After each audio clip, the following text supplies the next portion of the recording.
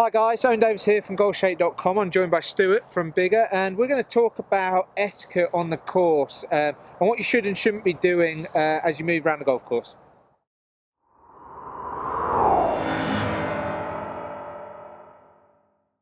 Okay, Stuart, so we're on the 18th tee here at the on the Brabazon course at the Belfry. I'm going to pretend I've hit a shot straight down the middle, but I've taken a nice chunky divot. I always get confused whether I should be replacing divots on the tee or just leaving them. So what's the right way to go about things? On tees, don't replace divots. Yeah. Because what it does, it leaves an uneven surface, an unstable surface, particularly for other golfers. Yeah. If there's a sandbox with some divot mix in, then use that, replace and put that in the divot hole, and then firm it down with your foot. That's the best thing to do. Yeah, and we can see here there's no sandbox actually on this tee, but there is a lot of divots, but they've all been sanded in, and the greenkeepers will come round and do that for you, will they? They will do, yeah. Yeah. Okay. And in terms of just etiquette-wise, moving around the tee, what should we be aware of as golfers? Okay. Just be aware of where you're parking your trolleys. Yep. And put in your equipment because we want to try and reduce the amount of wear that tees get, because they can be very concentrated areas of wear. Yep. So leave your trolleys off the tee, and also be aware of where you're walking on and off the tee as well. Yeah. Okay, so in our fantasy world, I've hit one straight down the middle on the fairway. Stuart's carved one into the bunker. We're going to go up there now and talk about etiquette at those 2 points of the course. Okay guys, we're at Stuart's mythical shot in the bunker here. He needs to work on his driving a bit. Could you so explain a bit about etiquette in the bunkers, what we need to be looking out for as golfers, and what's the right way to approach them before we play our shots? Okay, if you've got in a fairway bunker, the one thing to do, as we've talked about before, is go and prepare yourself beforehand. Go and get the bunker rake that you're going to use to actually rake the damage that you're going to make. Yeah. So, and also enter a bunker at the lowest point as well. We mentioned this about you don't want to enter a bunker walking down a face, because you're going to create more damage. You're going to damage the turf on the face as well, and likelihood is you might hurt yourself. Yeah. So always enter at the shallowest point. Yeah. So you don't. Yeah. You're not pushing sand back down the face. Correct. Yeah. As well. And in terms of getting the rake first, I mean, it seems obvious, but loads of us do it. I know I've been guilty of not going and getting that rake, hitting my shot, going, oh, where's the rake afterwards? And that's all to do with speeding up play, is it? Absolutely. Yeah. If you're prepared, you can rake it out and you can move on really quickly and keep that pace of play up, which is really important nowadays. Yeah, and obviously it goes without saying, leave the bunker as you'd expect to find it yourself. Absolutely, absolutely. Yeah. And also leave the rake in the bunker when you do it. So that's your advice, is I never know whether to leave it outside, inside, or I always like to leave it inside the bunker. Some people leave them outside. Yep. Some people leave it half and half. Yeah. For me, my personal preference is leaving it in the bunker. Inside the bunker. Okay, we're going to go over to my tee shot now, straight down the middle of the course, and talk about what to do when you're in the middle of the fairway and the etiquette of dealing with that.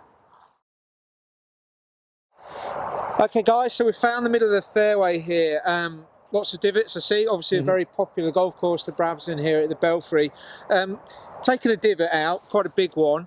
What should we be doing? Obviously on the tee box we just left it because we didn't want to create unstable footing. But what should we be doing as golfers when we take a divot on the fairway? Okay, you want to be replacing it as soon as possible, because that will speed up recovery, and that will basically, once you've taken the divot out, get it straight back in again, because otherwise it's going to dry out and it won't repair itself, and you're going to have a messy fairway. Yeah, I mean, and what problems does it cause greenkeepers if you haven't replaced that divot in terms of maintaining the golf course? Okay, it's going to mean more work to actually. You're going to have to go out and repair the divots with the sand mix.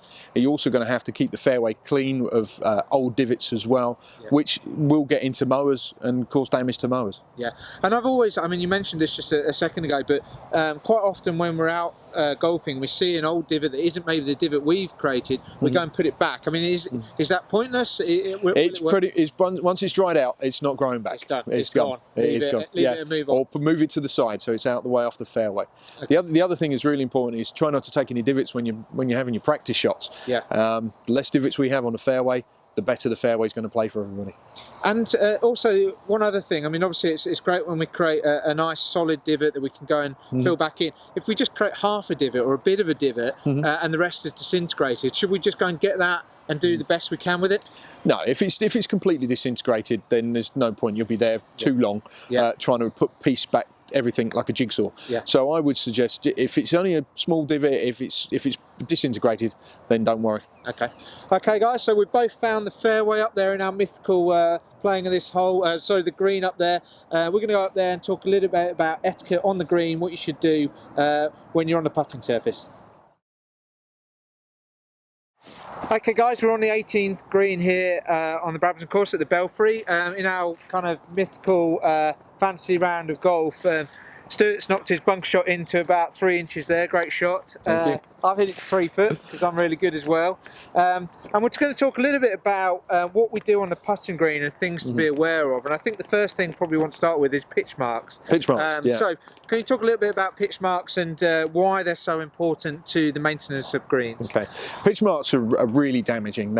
If we don't repair them within 24 hours, the scar will last for weeks. Yeah. It's one of those things that you need to repair them. My rule of thumb is I repair mine and 2 others when I'm out on the putting green, because that way we're maintaining the surface, which will keep it nice and true and smooth for every other member and golfer who's playing the course. Yeah, and in terms of repairing pitch marks, the best way to do it, there's a right and wrong way. I mean, I've certainly been guilty of doing it the wrong way. We're talking about this. So if you just explain what is the right way and what is the wrong way. Okay, the wrong way is to stick a pitch mark repairer in and then lift it up, because then you're just exposing the soil. What you need to do is you take your pitch mark repairer, put it in the sides, and then push the actual sides of the pitch mark into the middle, and then just gently firm it down with your foot or with a putter. Yeah, and obviously arriving on the green, there's a certain amount of etiquette to how we should approach the green. Can you talk a little bit about that and why it's important? Okay, approaching the green is leave your clubs where you're going to be going. Then try not to leave your clubs at the front and then you have to walk off the front edge of the green again. We want to try and reduce that wear and tear on the golf course as much as possible. So, and also make sure you're prepared for when you get on the green as well. Yeah, and obviously if there is a roped off, really respect those. Greenkeepers have put that for a reason. Absolutely, yeah. Ground owner repair, roping off to sort of help traffic flow around the golf course is really important, and please observe those as well. So. Okay, so Stuart, you've obviously knocked yours into 3 inches, but I'm not going to give you that because I've seen you putt. Mine's about 3 foot away, so we're going to need to knock them in. Okay. So obviously the pin, being aware of what we do with the pin on the green, can you talk a bit about that and why that's important as well? Okay, really important. These flag sticks obviously are quite expensive to replace, so we want to look after them, but they can do a bit of damage. So when you lift them out, make sure you lift them straight out so you don't damage the edge of the hole. When you're putting them down, put them down nice and gently, so we don't damage the surface of the putting green as well. I mean, javelling them into the surface is obviously, we see that quite a bit, and that's a no-no. Yeah, we have seen it. Some of our members have seen some rather strange things that have been done with flag sticks. One of my experiences was we caught someone who lived on our side of our golf course using them to grow runner beans up. Right, okay. Quite an unusual use there. Great stuff. So there you go, guys. There's some information on what you should and shouldn't do on and around the greens, and just something to be aware of when you're next out there on the golf course.